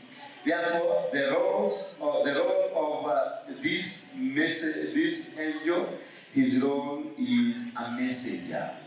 He brings the message of God. When you find prophets, most prophets, they operate with Gabriel. And also every message from God comes through Gabriel. When Jesus was born, Angel Gabriel was sent to take the information that there shall be born a child in this house. And then after that, when he was born, he gave direction where to go and hide the baby. That is his role. He gives messages, he gives directions, he gives commands, and he also gives protection. When the angel of death is coming, Angel Gabriel evades you, removes you from that trouble. Angel Gabriel will tell you, run. Murife, run. He will speak to you and tell you what to do. When there is somebody planning something, kama sasa kuna watu wamekungoja pale chini, Gabriel will change your direction and give you another way to escape. He gives information. The church that operates, most of churches that operate prophetically, they have the most priority of Gabriel. He speaks louder. He gives people direction. When the church has started misbehaving, when the church has started doing funny things, then Gabriel will be lifted to come and give the message to the church. Right now, Gabriel is more superior in Kenya because he is preparing Kenya for the battle ahead. He is preparing Kenya for the revival of the gospel of Jesus Christ. That the whole world will be coming here in Africa, in Kenya, because Kenya has been chosen to be the part of the revival of the gospel of Jesus Christ. Kenya is not a country of God. Listen to me carefully. Kenya is not a country of who? Of God. Can I hear you? Can I hear you? Yes. Can I hear you? Yes. I said Kenya is not a country of God. Can I hear you?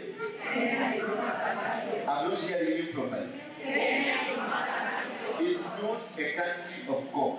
Forget that. Kenya is a child of God.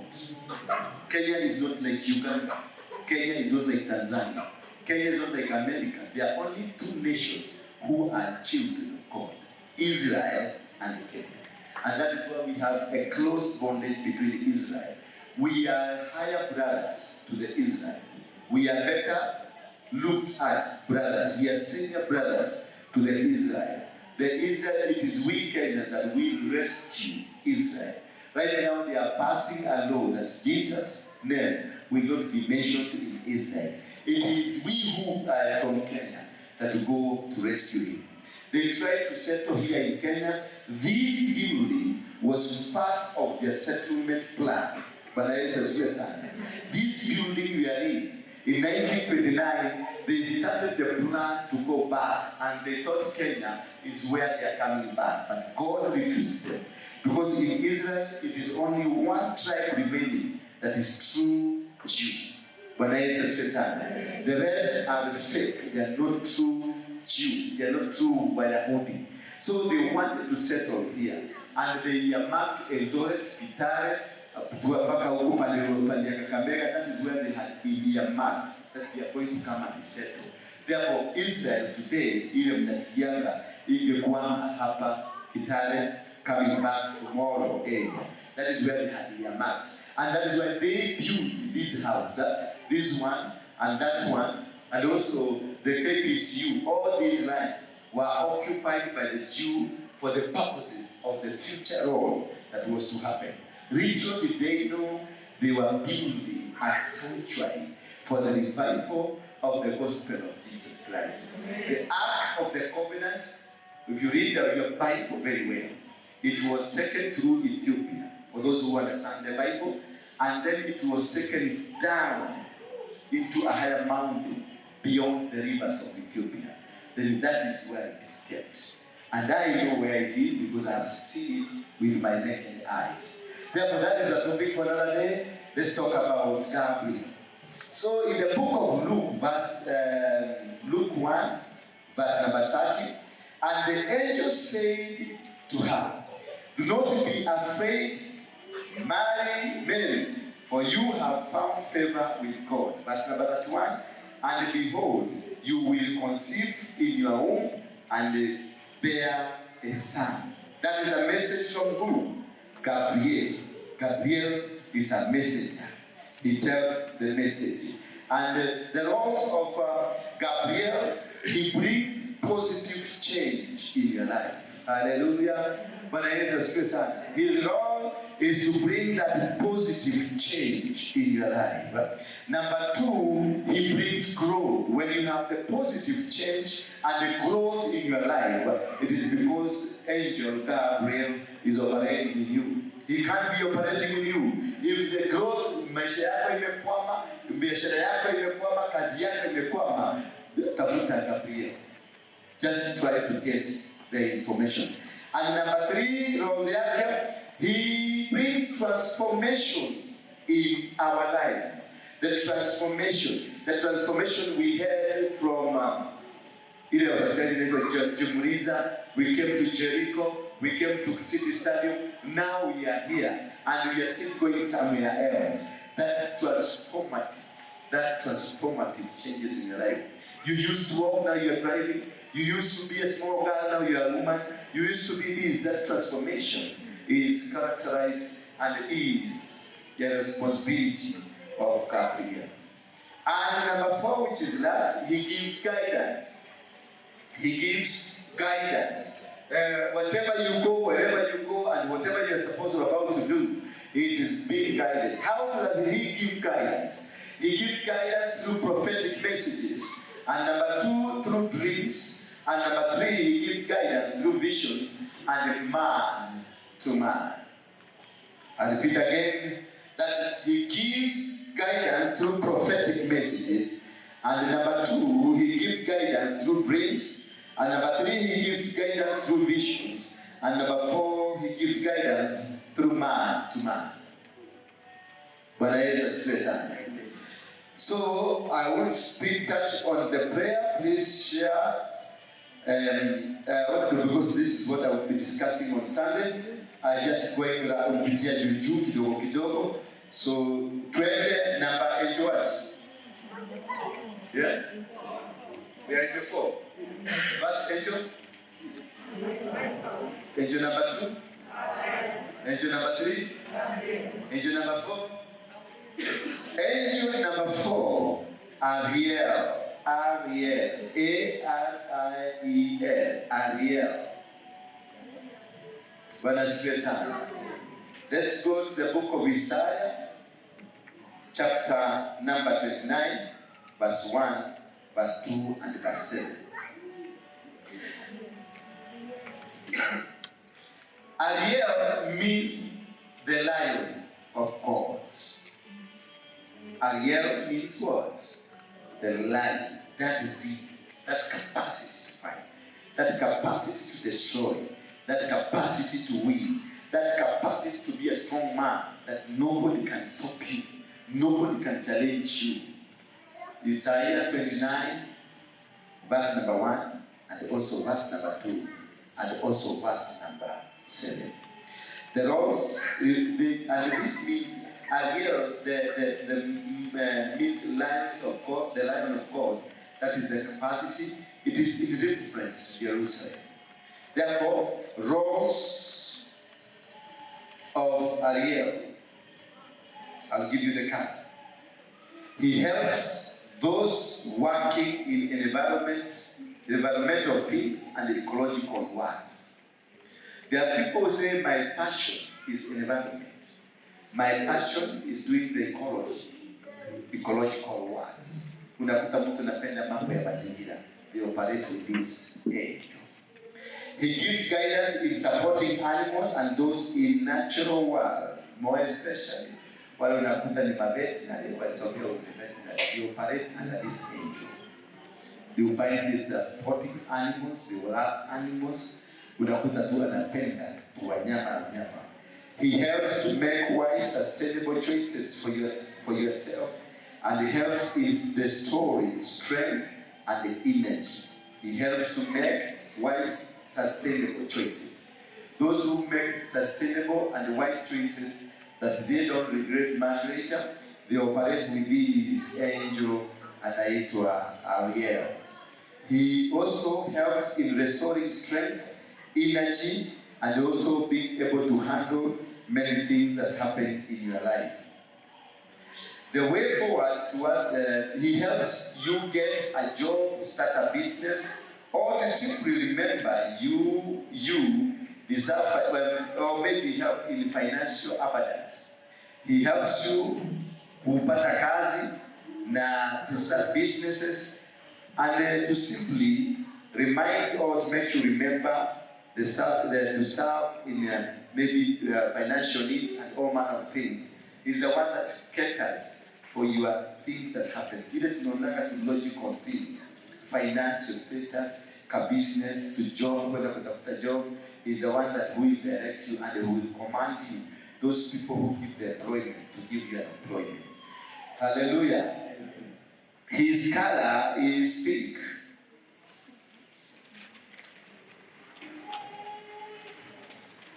His color is what? Is pink. And this color is worn by mostly which people?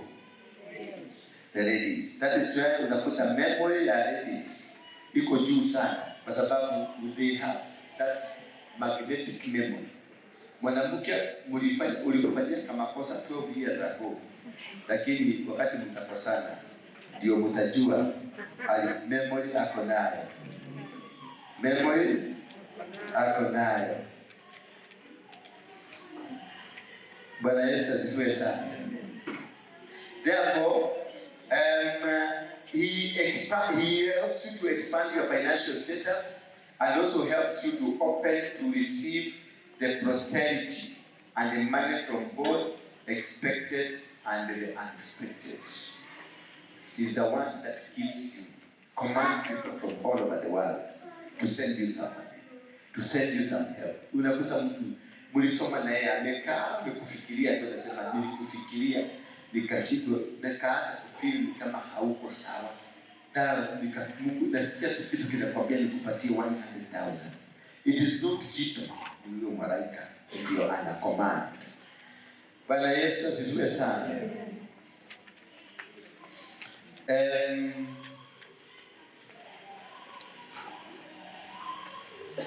Kuna archangel anatoka archangel number 5. We go to archangel number 6. Anaitwa 5. Okay. Archangel number 5 anaitwa Sachiel. Sachiel. Sachiel. S-A-C-H-I-E-L. Sachiel.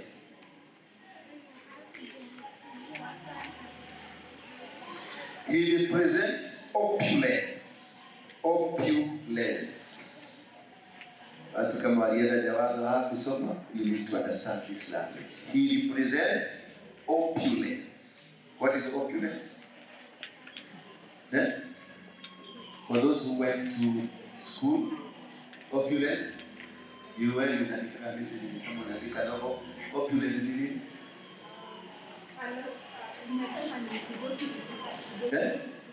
Who does mean? Prosperity. He grows you. He makes you become. He positions you in positions of receiving, position of winning, position of conquering, position of success. Bwana Yesu asifiwe sana. Hallelujah. Sachiel is very generous and does not hesitate to help human being. Sachiel, ukiona mtu anakuwa kama generous, anapatiananga mpaka anapatiana vitu zake, anaoperate na Sachiel. Bwana Yesu is very, his color is golden pink. Golden pink. He operates like, yani hata ukimkuta mpaka unashangaa. You know, not golden pink, golden yellow. His yellow is like this one now. This color you see. Oh, this one is golden but yellow. This man gives it. He can, kama alikuwa na spare ile ya roho anakupatia tu. They are people, they are not stingy. They are givers. Now sana ndio wanatumika in kingdom building. They can give anything. They just look for where to help. They look for places to help. And they are blessed. That's why I say they are operating in opulence. They are successful. Whatever they lay their hand on will succeed. Wanaweza kuja wanaenda Garissa where there is no water, there is no rain. Wakifika huko mvua inaanza kunyesha. Because God wants to bless them to become a help, to help other people. God wants to make them succeed. God causes them to succeed. They win every battle. No one can run against them. Kupigana hawezi kumshinda hata ufanye nini. Hawezi, because they are more of tithers, they are more of sacrificers, they are more of they assist, they act within the promises of God. That will you help the poor man in the times and the days of your need. Wakati utakuwa kwenye shida na mimi nitakusaidia. That is the kind of people, the kind of, if you have that angel, nobody will win a battle against you. Nobody will defeat you because you act on many of the promises of God. You walk in the promises. All the promises of God are with these people. Because they just fought.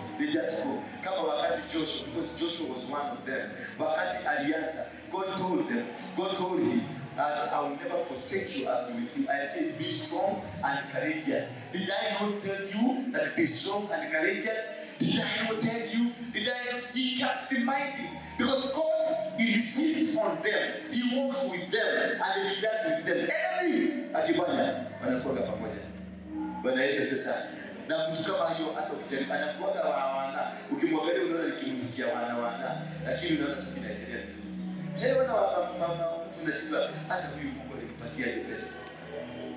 Ukimwangalia sura haipelekani na pesa, tumbo imefika huko, kila kitu hata nguo ingine anafunga ingine na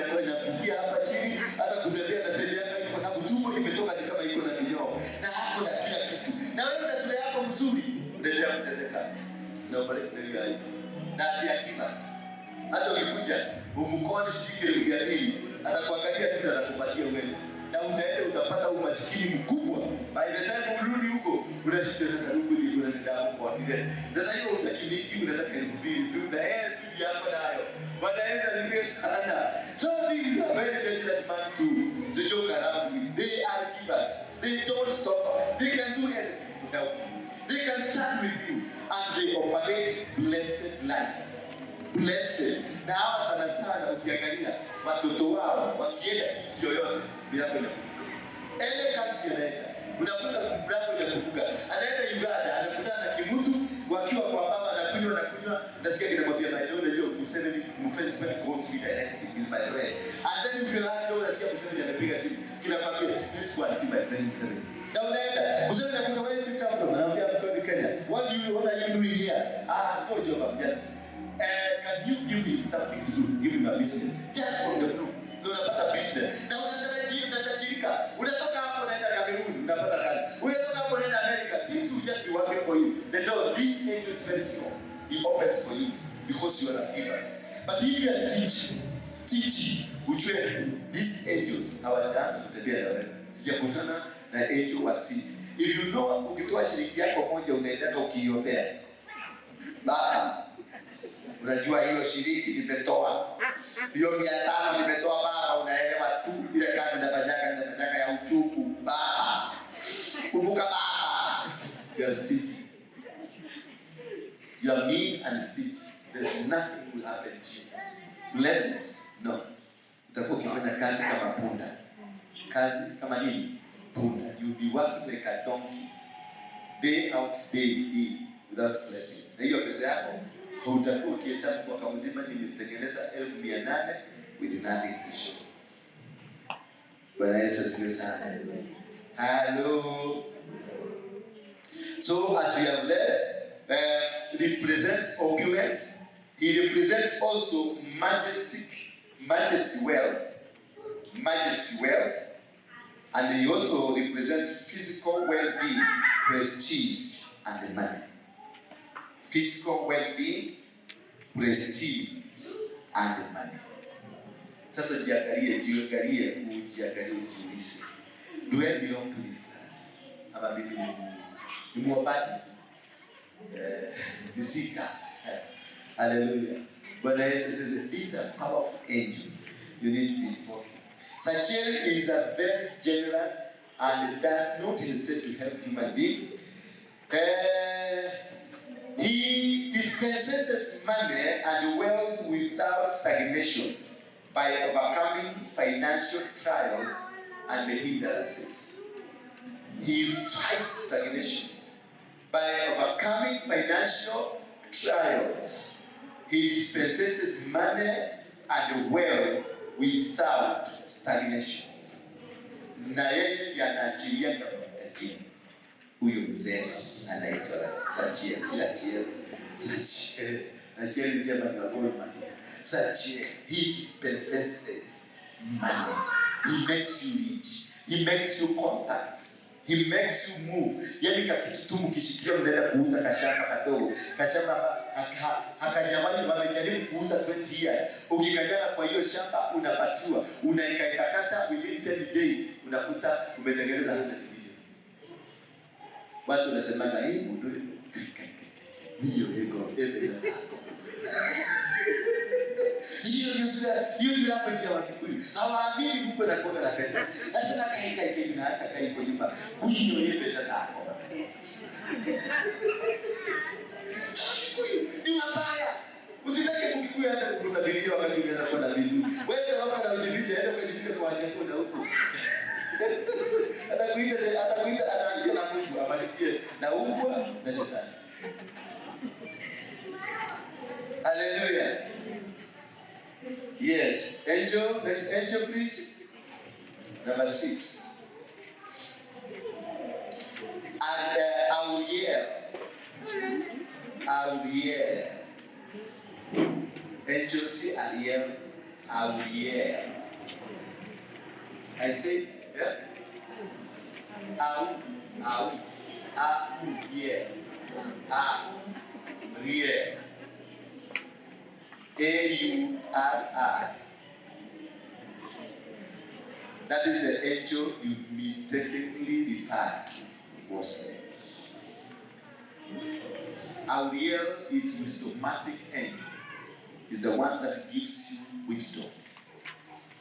His color is red. Red color is for wisdom. Kiona mtu anapenda red, hapa akili ako na. Everything that he does is wisdom. Anything he speaks is wisdom. Whatever he does is wisdom. Because Auriel is wisdomatic angel. The wisdomatic angel gives you a lot of education that you don't source from man. He gives you automatically. You don't see most of people who are operating with Auriel, they have a wisdom like no other. You cannot find it in books. You cannot find it in teaching institutions. But you automatically find these things. You speak only to go again. Unaendelea kujisikiliza. Ulikuwa unasema kitu gani? Because you don't even know you spoke about it. Until such a time you go and you look what you're saying, unaona haya. Iko hivyo hii kitu inakuwa. You find I'll teach you. Then I go back to my house to listen what I taught. And as I listen, I discover kuna vitu ambazo najiuliza kumbe hii kitu inakuwa. Because it was not me that was saying. He, Auriel, was saying. Number 7. I will expand on that. Naona nimeenda sana. My time imeenda sana. Number 7, Zedekiel. Zedekiel.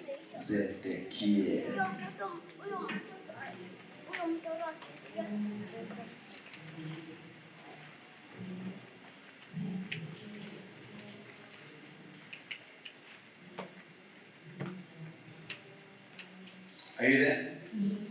Have you written anything about Zedekiel? Zedekiel is an angel that speaks of the wealth, the soil. Is the one that guards your soil, guards your wealth. Is a guardian angel.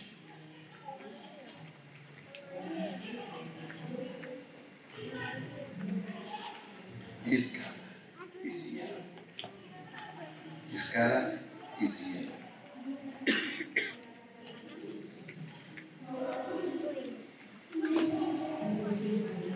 When you're speaking to the soil, when you are talking about the soil, when you are talking about michaka yako imeanza kuwa mbaya, you need to invoke the services of Zedekiel. Now therefore, I want to end it there so that on Sunday I'll go deeper into every one of them. Sunday I'll go deeper so you underline each one of them. Today, Tarudi tena back, then I'll take you deeper and deeper. We'll be studying how do they affect our lives. Angels, how do they affect our lives? Now that you've known their colors, you've known their personalities, you've known their roles, now how do they negatively or positively impact? We will also be able to be studying another angel, the angel of death. But then he's also an angel. We will also be speaking about him, and we'll be also speaking about another angel I'll reveal to you next time. Therefore, our next class will be on Sunday. Such same time, I know you are blessed. Hallelujah. How many of you are blessed? How many of you umejua kitu haukuwa unajua? More especially watu wa Michael inua mkono mjuu, watu wa Michael. Watu wa Michael leo mmeshangaa, mmekamatwa hali kumetosheka. Michael is always blue, either blue or royal blue. You only know your angels are operating with you when the kwako uangalie or things that you wear, the kind of clothes unapenda sana, the kind of life you like mostly, where you go, itakupatia the direction. Kama wewe ni mtu wa mayero, kama wakamba sana wanapaleti na huyu wa mwisho, mayero. Unakuta tu ukienda tu unapita tu unaweza kupita naona nguo unasema hii si wapi. Ya ndani ya hiyo unapita neno yake. Hapana bila sikia na imsaka tunaona yero nasikia kusimama. Ni huyo malaika ndio hapo sasa. There are people who operate with one angel. There are people who operate with 3 angels, 4 angels, 5 angels, 7 angels. And there are also people completely who don't operate with the angel. Hallelujah. Tusimame kwa Biblia yetu. We are going to worship one song. As you prepare with your one envelope, because I want to pray to you tonight that from today, the angelic power, the angelic authority will come to you.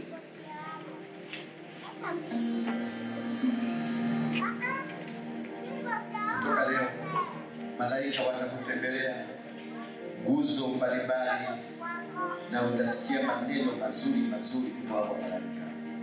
Na utaweza kuwa una differentiate wakati unatembelewa na malaika wa shetani, na utakuwa unaweza differentiate the angels from you. Utajua wakati unasikia masauti za kishetani zikikuzungumzia. When you given this envelope tunapatiana, we give them because this is different from the church you are doing. I want you to support this class by also supporting yourself. Because all what you are doing, I'm helping you. And I'm helping to teach you how to do a sacrifice. This teaching is topic related. Listen, these topics are related, topical, related to your lives. They are sacrifices. They are about related to altars. Whatever I have taught you, you come and find it in the altars that are containing you, the altars that are fighting you. So this is very important if you give your sacrifices in this service. In this service, this is the time to break from the altars that are speaking. Right? This is the season, this class will help you change your life, will help you transform. So make a point. Don't just come to this class because you want to learn. Come to this class because you want to break the altar that has been operating in you. We have discovered there are angels that are godly, and we also have angels that are of demonic nature. To separate you from the demonic nature kind of angels, and then to take you to the angel of God, you need a sacrifice. But please, my dear sisters and brothers, come out of that culture, Yaka 15 and 20. Come out of that culture of just giving without a reason. Come out of that culture of thinking because you have 1 million, you are going to have 500 million, 500,000, because that is giving, bragging, the kind of bragging giving. Stop that culture. Understand the reason you are giving. Understand the reason that you are giving what you are giving. It must be strategic, prophetic, and did you get in Hebrews? And sacrificial. Any giving must be strategic, prophetic, and sacrificial. Anything that you give. So understand, it is only not learning, but coming out of the situation. I'm teaching you so that you can come out of the situation that you're going through. I'm teaching you that the bondages, the lineages of your family, all the forces against your family can release you for you to be successful. Some of us here, you are held by people who are already dead. Some of us here, we are held by our fathers, our mothers, our sisters, our brothers. Some of us here are held by our bishop pastors. Some of us are tumepatiwa kwa mashetani, kwa maroho ya giza. Some of us have the blood that was shed somewhere imekukamata. So whatever that we do must be sacrificial, must be prophetic, and must be strategic. Strategic, you must know the time of the message ile imeachiliwa because this is the time for you to be free. This is the time for you. That is, be strategic. Do not allow that message iruke. Do not allow that message ikupite. Connect with that message. Connect with it because it has. That is why God had to make sure you are in this house to hear what you are hearing so that you can be disconnected. That is to be strategic. And prophetic, you speak to whatever you give. We speak to it. We release life to it. We release the word of God to it so that it can act as a bondage killer, a bondage destroyer, can connect you to the authority of God. And then lastly, it is sacrificial. It leads you to God. It breaks you from the other sacrificial things that were done. And now you offer a sacrifice, meaning that you have broken the previous sacrifice. You are now connected to a new sacrifice that builds you an altar. An altar cannot be built without a sacrifice. God bless you. Now, if you have your sacrifices, lift up. June is your will. Father, in the mighty name of Jesus Christ, I know you understand your children. You have brought them here tonight that they may be able to understand the angelic ministry, so that they will be able to differentiate what is really happening in your life. Help them now, as Elisha spoke to you about Gehazi. And he asked you to open the eyes of Gehazi, that he may be able to see the multitude that you had sent to help Elijah. Father, today, send all the angels to speak to your servants, to speak into their businesses, to speak into your families, to speak into their lives, to speak into every move that happens in their lives. Protect them because you said you have sent angels to protect. I want them to be released. I release them to you, God, to be pure in purity, to be wisdomatic, to be protected, to be guided, to be prospered, to be grown, to be expanded in all that they do. Bless these are your children. They love you, they know you, they cherish you. In Jesus' name we do pray. Amen.